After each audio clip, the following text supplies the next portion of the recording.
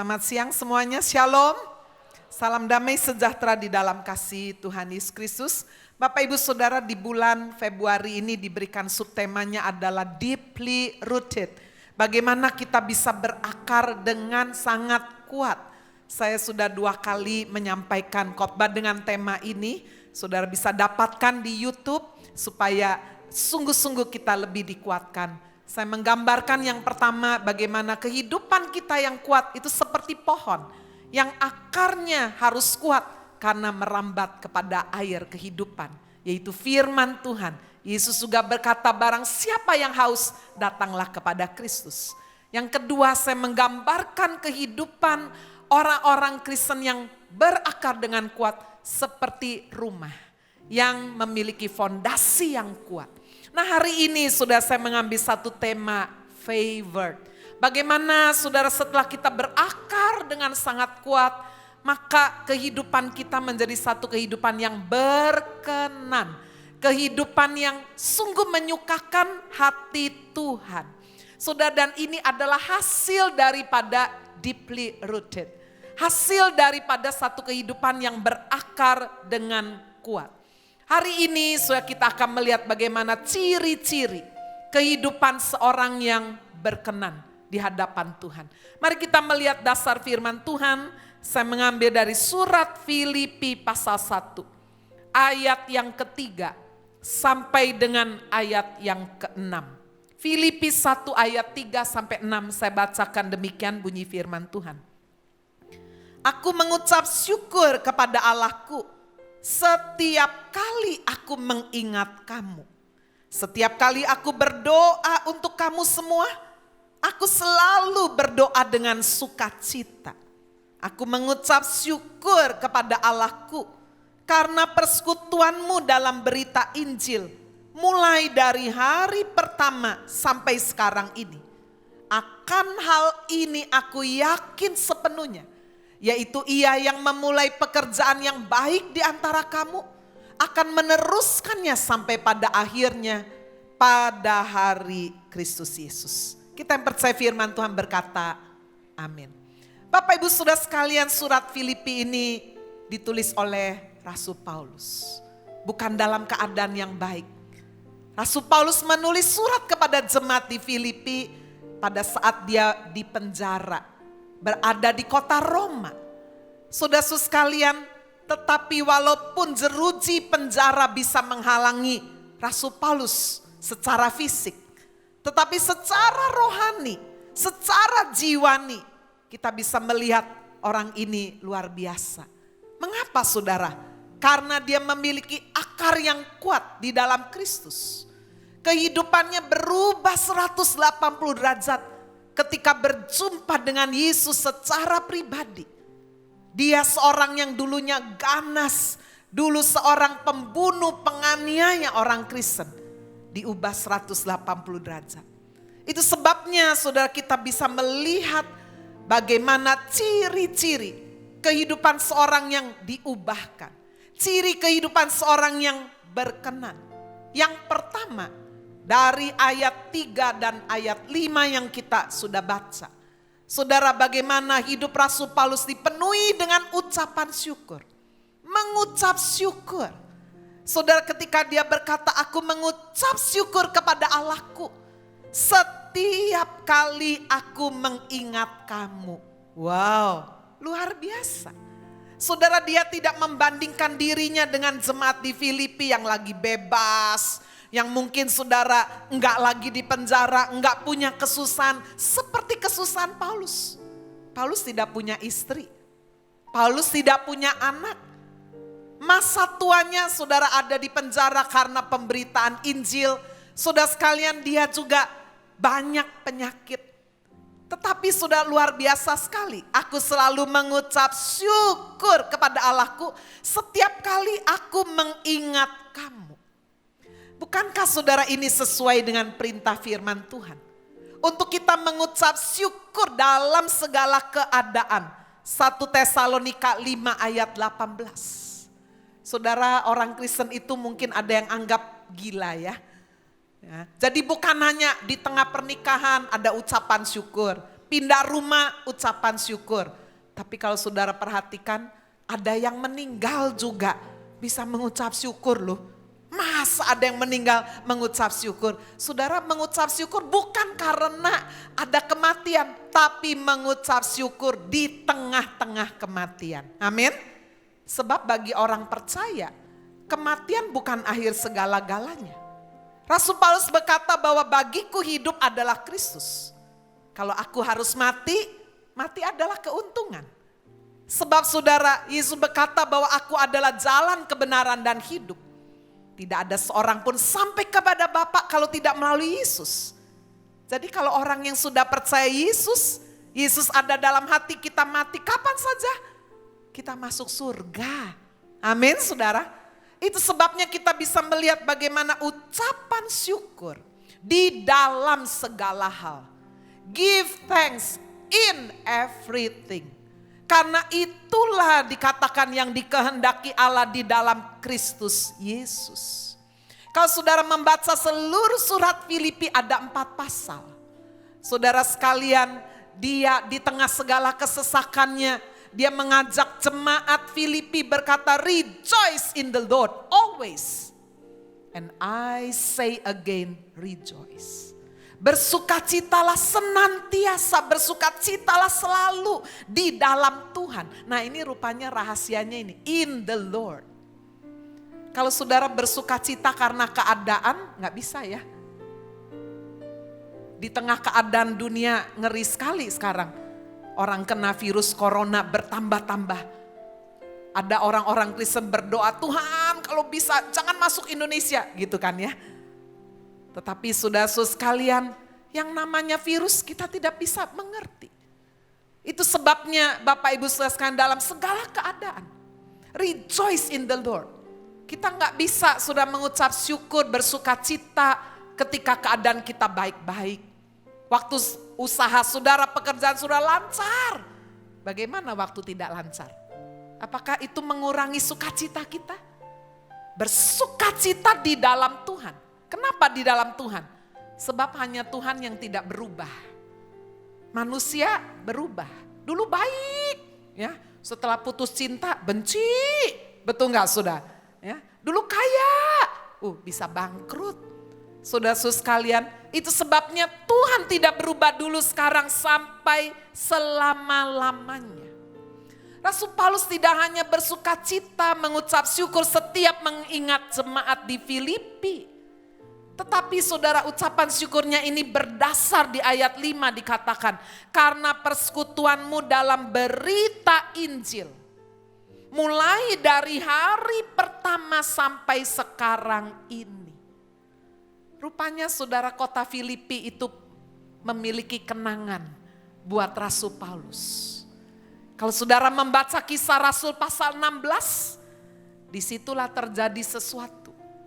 Di mana ketika pada suatu hari Paulus dan Silas memberitakan Injil, saudara, diikuti terus oleh seorang perempuan yang punya roh petenung. Roh petenung, roh iblis sudah ya. Jadi dia bisa kasih nomor, kasih buntut, kasih ramalan. Nah perempuan yang setengah-setengah waras ini tapi bisa kasih ramalan ini punya tuan. Ya, tuannya ini melihara perempuan ini untuk apa? Caucian, untuk cari duit. Jadi saudara sekalian ini terus ngikuti Paulus, kamu adalah hamba Allah yang maha tinggi gitu. Akhirnya Paulus gak betah, diusir. Keluar kamu iblis dalam nama Yesus. Perempuan petenung yang tadinya bisa ngeramal-ramal, tiba-tiba sadar udah gak bisa ramal lagi. Yang marah siapa saudara? Tuannya, tahu kayaknya nih marah. Karena udah gak bisa cari duit lagi. Makanya melaporkan Paulus dan Silas ke pengadilan. Ini mau mengacaukan ini. Tanpa diperiksa lebih lanjut, Paulus dan Silas dipukuli, didera, sampai dimasukkan ke dalam penjara yang paling bawah, paling ketat. Lalu dibelenggu, dipukuli, gak dikasih makan. Itu cerita di Filipi. Tapi di dalam Kisah Rasul 16 ayat 25 kita membaca, pada tengah malam, rasa lapar, dingin, sakit semua badannya karena dipukuli. Dikatakan Paulus dan Silas, berdoa, menaikkan pujian. Inilah sudah tanda hidup kita deeply rooted. Tanda hidup kita berakar dengan kuat. Di tengah keadaan yang sulit, Paulus berdoa dan menaikkan pujian. Dan apa saudara yang terjadi setelah itu? Dikatakan tiba-tiba terjadilah gempa bumi yang hebat. Saudara, kalau gempa bumi hebat, Paulus ada di ruang bawah tanah, mestinya paling parah ya kerusakannya, betul ya? Tapi kalau saudara baca Kisah Rasul 16, gempa bumi yang hebat itu hanya membuka pintu-pintu penjara jadi kebuka semua, belenggu-belenggu jadi kebuka semua. Saya waktu mikir aneh ya, tapi itulah Tuhan. Tuhan yang punya alam semesta. Tidak ada satu peristiwa terjadi tanpa seizin Tuhan, amin. Termasuk mau gempa bumi. Kalau seandainya gempa buminya merobohkan gedung bangunan penjara Paulus dan Silas mati, ya nggak ada tulisan di Filipi, betul nggak saudara? Gempa bumi yang begitu hebat merontokkan pintu penjara dan belenggu-belenggu sampai kepala penjaranya datang mau bunuh diri. Kenapa? Sebab zaman dulu di bawah pemerintahan Romawi, kepala penjara ini saudara tugasnya penting sekali menjaga tahanan, nggak boleh ada yang melarikan diri. Kalau sampai ada yang melarikan diri, maka yang akan dibunuh adalah kepala penjaranya. Makanya zaman dulu nggak bisa tuh sogok menyogok. Jadi sudah kepala penjara sudah mau mati udah. Paulus berkata, jangan kau bunuh diri. Lalu dia berkata, Tuhan, apakah yang aku harus lakukan supaya aku selamat? Apa yang dikatakan Paulus? Percayalah kepada Tuhan Yesus, engkau dan seisi keluargamu akan selamat. Amin. Dikatakan malam itu juga, kepala penjara dengan istrinya, dengan anak-anaknya, semua sudah bangun semuanya dengerin khotbah Paulus. Setelah Paulus dibersihin luka-lukanya, dikasih makan, enggak tunggu istirahat loh. Malam itu juga Paulus menyampaikan berita Injil. Dan kepala penjara itu bertobat, istrinya, anak-anaknya. Malam itu juga mereka memberi diri dibaptis. Tahukah saudara? Itulah cikal bakal gereja di Filipi. Gereja di Filipi lahir dari apa? Lahir dari penderitaan. Ketika Paulus ada di dalam penjara, ternyata Tuhan sanggup mengubah menjadi kebaikan. Amin, saudara. Itu sebabnya di ayat 5 Paulus berkata, aku mengucap syukur kepada Allahku karena persekutuan dalam berita Injil mulai dari hari pertama sampai sekarang. Maksudnya dia ingat itu. Waktu aku di penjara di kota Filipi, karena aku membebaskan seorang wanita dari roh tenung, ternyata menghasilkan apa? Pertobatan satu keluarga. Amin, saudara. Mengucap syukur. Mengucap syukur. Seringkali kita tidak bisa mengucap syukur, kenapa? Karena kita bandingkan hidup kita dengan orang lain. Aduh, istrinya dia lebih cantik ya. Istriku kok wah ya mulai. Suaminya kok lebih kaya. Kenapa aku enggak punya suami kayak suaminya dia? Kita ngomel. Lu anaknya kok pinter ya? Anaknya kok ngerti ya? Kenapa enggak kayak anakku? Apalagi kalau saudara punya anak berkebutuhan khusus, coba. Autis dan sebagainya. Aduh, rasanya merasa hidup paling malang. Kenapa bisnisku enggak seperti bisnis dia? Dia kok diberkati terus naik, aku kok terus turun? Nah, kenapa aku enggak sehat kayak dia? Padahal aku sudah olahraga, udah jaga makanan sehat dan semua tidur cukup. Kenapa? Seringkali kita tidak mampu mengucap syukur. Karena kita membandingkan hidup kita dengan orang lain. Saudara, pada suatu hari seorang raja jalan-jalan di taman, dia heran sekali. Semua tanaman di taman itu kok layu, hampir mati semuanya. Nah, ini namanya cerita ya. Lalu raja bertanya yang pertama kepada oak tree, pohon kayu ek. Dia berkata, kenapa kamu layu kayak begini? Aduh, aku sudah gak bisa lagi lebih tinggi. Aku menjadi pohon yang jelek, tidak cantik itu loh seperti pohon cemara. Nah, gak puas, makanya layu. Raja datang ke pohon cemara lagi kelihatan gelisah sekali, layu juga. Lalu tanya, kenapa pohon cemara kamu gelisah begitu? Aku gelisah karena aku tidak bisa menghasilkan seperti buah anggur tuh loh. Ada anggurnya manis, aku gak punya anggur, gak punya buah. Aku daun tok, hijau, aduh aku susah.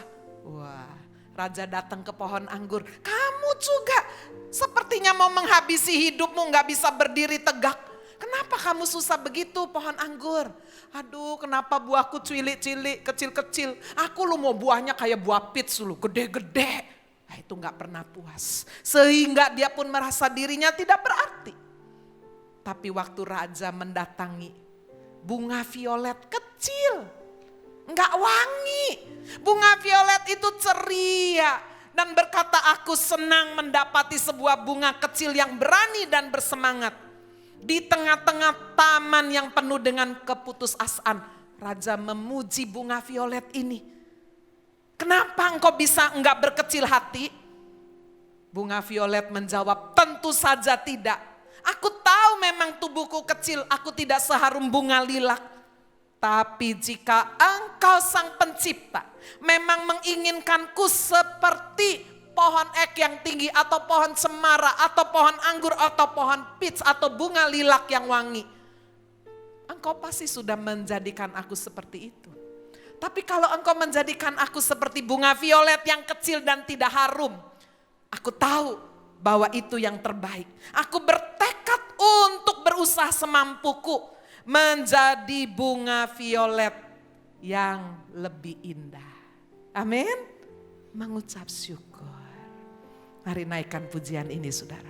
Begitu banyak yang sudah Tuhan perbuat dalam hidup kita. Mengucap syukur. Banyak yang kau perbuat di dalam hidupku. Katakan rancangan Tuhan itu indah. Rancangan indah. Terjadi di hidupku, Bapa yang mengerti segala yang ku perlu. Kasih-Mu sempurna nyata dalam hidupku. Ku bersyukur Bapa. Mari naikkan syukur. Saudara yang mau bersyukur, mari angkat tangan saudara. Angkat suaramu, katakan Tuhan, buat kasih setiamu di dalam hidupku. Ku bersyukur,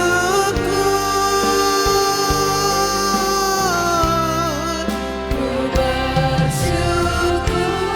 Ya Tuhan, biar Kau terima ucapan syukur kami Tuhan. Tuhan, buat kasih setiamu di dalam hidupku. Ku bersyukur Tuhan.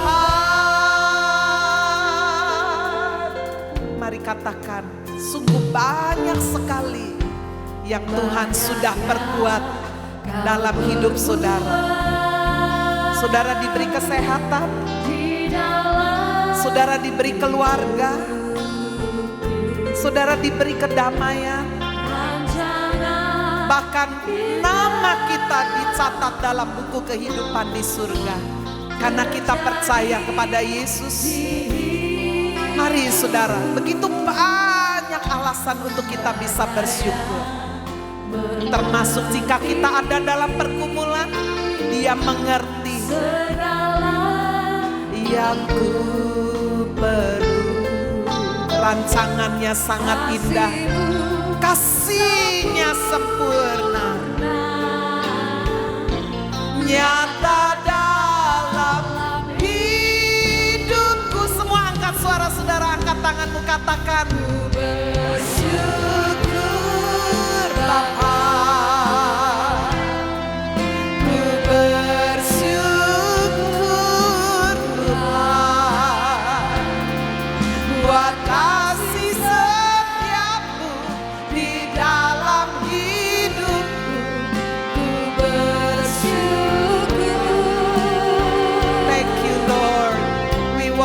Give thanks in everything. Bapa, ku bersyukur Tuhan buat kasih setiamu di dalam hidupku. Terima kasih Tuhan.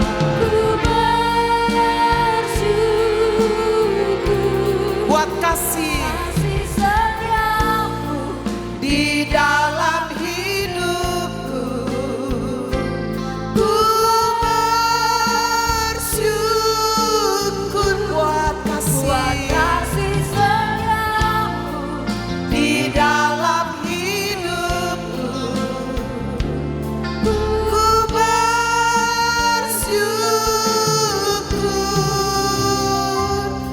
Tuhan.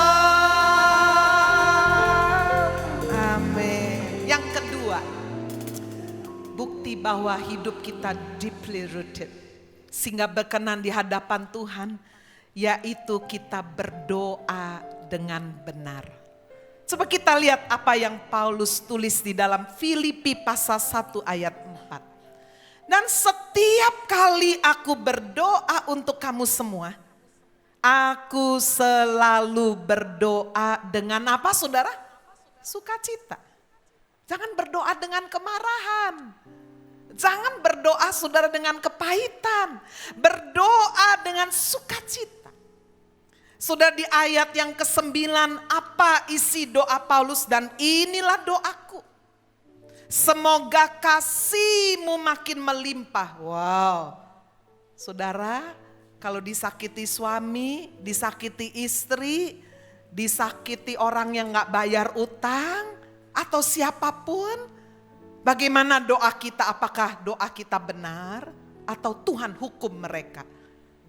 Berdoa dengan sukacita supaya apa? Supaya kasih-Mu makin melimpah dalam pengetahuan yang benar, dalam segala macam pengertian. Amin. Ini tanda hidup kita berakar dengan kuat. Kita doakan. Saya sedang melayani saudara satu keluarga muda. Saya berkata, doakan mertuamu, doakan istrimu, doakan mereka. Supaya apa? Supaya dipenuhi dengan kasih Allah yang makin melimpah. Sehingga mereka dipenuhi dengan pengetahuan yang benar. Dan dikatakan di ayat 10, sehingga kamu dapat memilih apa yang baik. Supaya kamu suci, tidak bercacat menjelang hari Kristus, penuh dengan buah kebenaran. Amin. Hanya pohon yang akarnya kuat bisa bertumbuh, bisa berbuah. Amin. Ya. Tapi saudara sekalian, kalau kita tidak berakar dengan kuat, nggak mungkin tumbuh. Begitu ada angin, udah mati.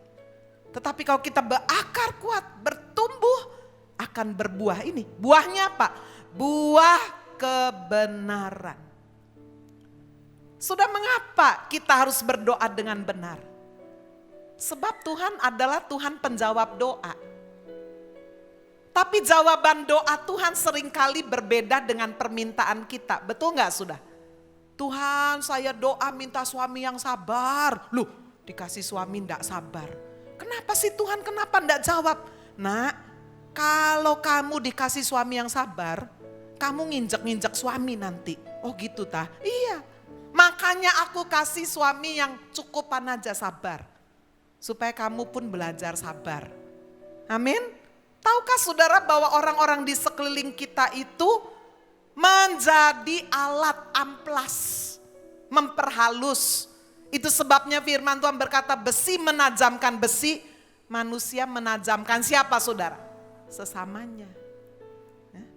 Itu sebabnya saudara, Tuhan mau kehidupan kita berkenan. Buktinya apa? Kita berdoa dengan benar. Pada suatu kali dalam Perang Dunia Kedua, ada seorang marinir Amerika Serikat terpisah saudara dari kesatuan tentaranya. Sehingga dia sendiri tersesat masuk hutan belantara. Wah, marinir ini sangat ketakutan. Karena dia berada di daerah musuh. Saudara, waktu dia lari, dia melihat ada banyak goa-goa. Dia masuk ke dalam salah satu goa. Dan dia berdoa, Tuhan tolonglah. Lindungi saya Tuhan. Supaya saya tidak ditangkap oleh musuh. Tuhan kau sanggup.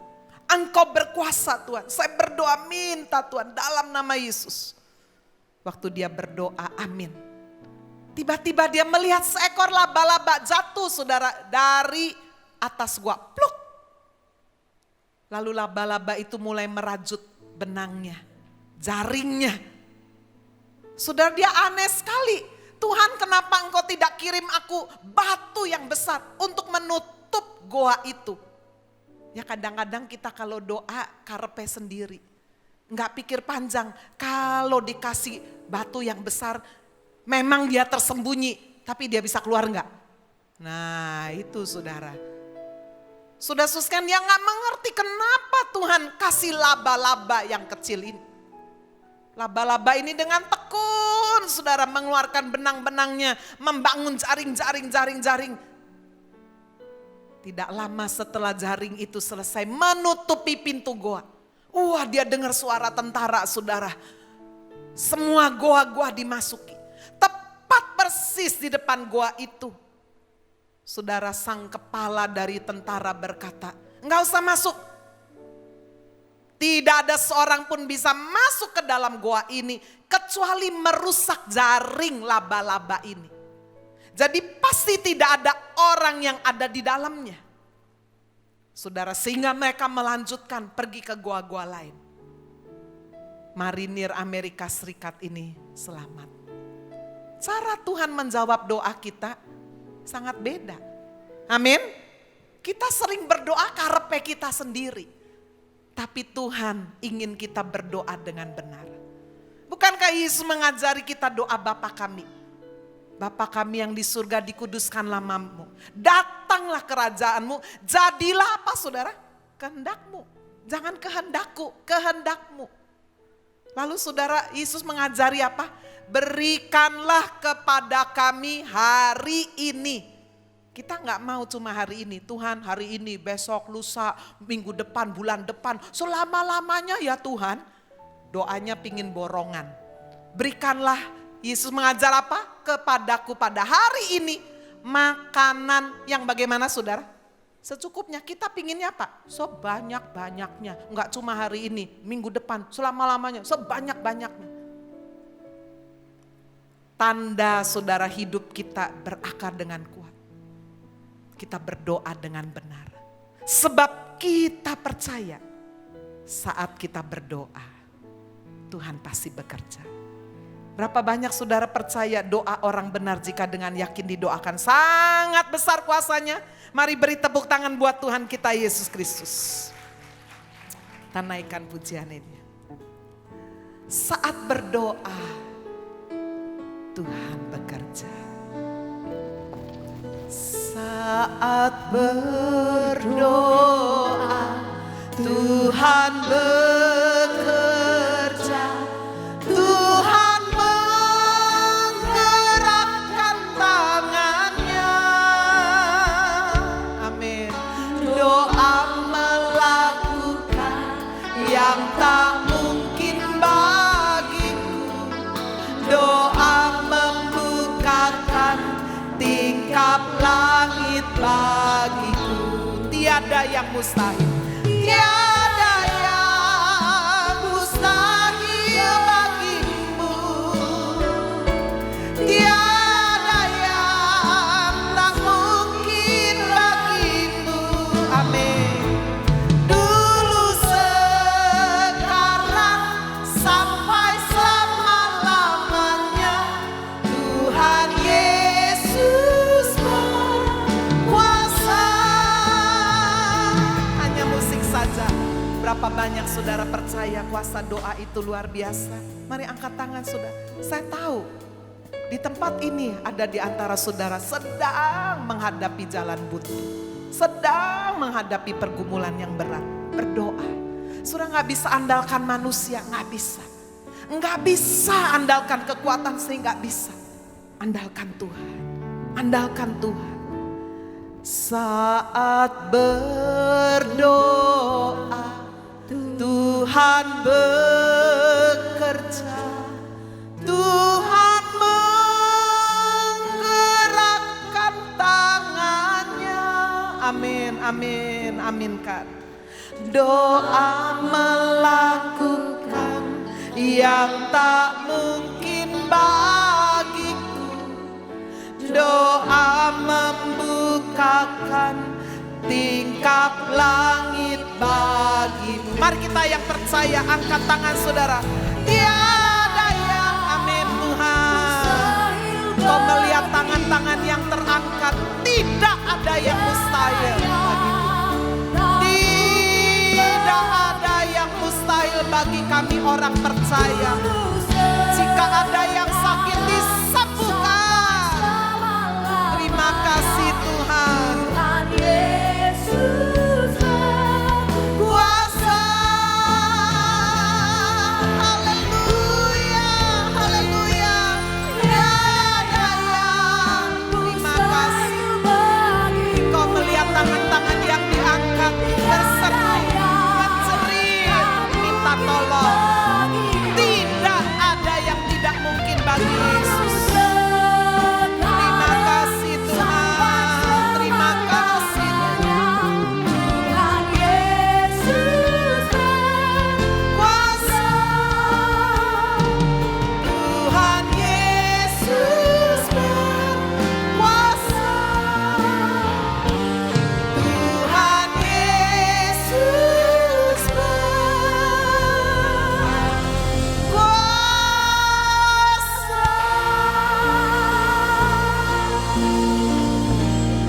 Terima kasih Engkau menolong Tuhan, menolong. Tidak ada yang mustahil. Sekarang kita lihat yang ketiga. Bukti bahwa iman kita berakar dengan kuat. Hidup kita berkenan kepada Tuhan. Memiliki iman yang teguh. Coba kita baca saudara di ayat yang ke-6. Akan hal ini aku yakin sepenuhnya. Yaitu ia yang memulai pekerjaan yang baik di antara kamu akan meneruskannya sampai pada akhirnya pada hari Kristus Yesus. Luar biasa. Kenapa orang bisa bunuh diri saudara? Enggak pandang usia loh. Masih muda, orang kaya, orang berpendidikan. Betul enggak saudara? Kenapa? Karena rasa udah enggak ada pengharapan. Karena rasa udah enggak ada jalan keluar. Itu membuat kemudian saudara sekalian dia diintimidasi percuma, enggak ada jalan keluar. Udah mati aja. Bagaimana dengan Rasul Paulus? Saudara-saudara sekalian dia punya iman yang teguh. Akan hal ini aku yakin sepenuhnya. Yaitu kalau Tuhan sudah memulai pekerjaan yang baik, tidak mungkin berhenti di tengah jalan. Amin. Dia akan meneruskannya sampai pada akhirnya pada hari Kristus Yesus. Apa ciri-ciri iman kita teguh? Dari mana sudah bisa tahu? Yang pertama, orang kalau imannya teguh percaya bahwa Allah itu baik. Amin. Apapun yang terjadi, Allah baik. God is good and always good. Iya Bu, tapi keadaannya nggak baik. Nggak apa-apa, keadaan nggak baik, Allah tetap baik. Orangnya Bu nggak baik, nggak apa-apa. Orang nggak baik, Allah tetap baik. Itu iman yang teguh. Paulus tidak pernah kepahitan sama Tuhan. Kok aku sudah sungguh-sungguh masuk penjara sih? Enggak. Allah tetap baik. God is good. Yang kedua ciri orang imannya teguh, percaya bahwa rancangan Tuhan selalu baik. Amin. Rancangannya baik. Yeremia 29 ayat 11 berkata apa? Rancangan yang ada padaku bukan rancangan kecelakaan, bukan. Walaupun saudara lagi alami kecelakaan, walaupun saudara lagi alami sakit penyakit, walaupun saudara lagi tongpes, bisnis lagi merosot. Tapi mari kita tidak saudara melihat kepada kenyataan dan berkata, mana rancangan Tuhan kok jelek, tidak. Rancangan Allah baik, bukan kecelakaan. Waktu Yeremia 29 ditulis, orang Israel lagi di Babel loh saudara, lagi ditawan. Tetapi saudara sang nabi menyuarakan suara Tuhan, rancangan Allah bukan kecelakaan, tapi rancangan yang penuh damai sejahtera dan penuh pengharapan. Amin. Belum selesai, hidup kita itu masih panjang. Iman yang teguh ciri yang ketiga Pak, percaya bahwa janji Tuhan pasti ya dan amin ditepati. Kalau manusia janji bisa gak ditepati. Dulu saya dijanjin sama orang tua saya, oh nanti kamu kasih ini. Papa saya meninggal, mama saya pikun, ya udah gak bisa teken saudara. Gimana? Bukan salah siapa-siapa. Janji manusia bisa tidak ditepati. Tapi janji Tuhan pasti ditepati. Bilangan 23 ayat 19 berkata, Allah itu bukan manusia sehingga dia berdusta. Dia bukan anak manusia sehingga dia menyesal. Aduh udah kasih janji nih, kamu akan diberkati. Loh aku menyesal, tidak. Masakan ia berfirman dan tidak melakukannya? Atau berbicara dan tidak menepatinya? Amin. Ciri yang keempat, iman yang teguh. Percaya bahwa selama kita menjadikan Tuhan Yesus gembala yang baik, hidup kita akan disertai kebajikan dan kemurahan. Sampai kapan? Sampai kita pulang ke rumah Bapa yang sesungguhnya. Itu sebabnya saudara lihat Mazmur 23 itu luar biasa. Tuhan tidak janjikan hidup kita ini padang rumput, leye-leye terus ya. Akulah gembala yang baik. Tuhan gembala yang baik, dia membaringkan domba-dombanya di padang rumput yang hijau. Saudara, domba itu kalau sudah berbaring, tandanya dia udah gak kuat, perutnya udah buncit, makan terus, makanya dia berbaring. Coba bayangin saudara kalau jadi domba, makan terus gimana saudara? Mati, benar gak? Mati kekenyangan. Itu sebabnya ada saat saudara domba tidak hanya makan di padang rumput yang hijau, minum di air yang tenang. Tapi ada saat dia harus masuki lembah kekelaman dan air mata. Wah. Tapi apakah terus di situ? Tidak, terus keluar. Disitulah saudara gembala mengurapi dengan minyak. Memberi makan di hadapan para lawan-lawannya. Dan Mazmur 23 ayat 6 berkata apa? Kebajikan dan kemurahan belaka akan senantiasa mengikuti aku. Sampai kapan? Sepanjang masa. Tadi pagi sebelum saya melayani di Landmark, saya sempat dengar khotbahnya Bapak Pendeta Jeffrey Rama dari Jakarta. Nanti kapan ya kita undang khotbah di Landmark, bagus. Saya sempat sudah dengar satu ilustrasi yang saya mau bagikan. Bagus sekali ilustrasinya. Dia cerita saudara, petani kentang mengumpulkan hasil panennya banyak sekali. Kentangnya ada yang besar, ada yang sedang, ada yang kecil. Dia masukkan ke dalam truk. Lalu dia mau bawa saudara ke pasar. Saudara, dia tidak lewat jalan yang lurus dan mulus. Tapi petani kentang ini sengaja cari jalan yang bergelombang-gelombang, yang banyak bolongnya, saudara. Kenapa? Supaya truknya tergoncang-goncang. Kalau truknya tergoncang-goncang, kentangnya tergoncang-goncang tidak? Otomatis.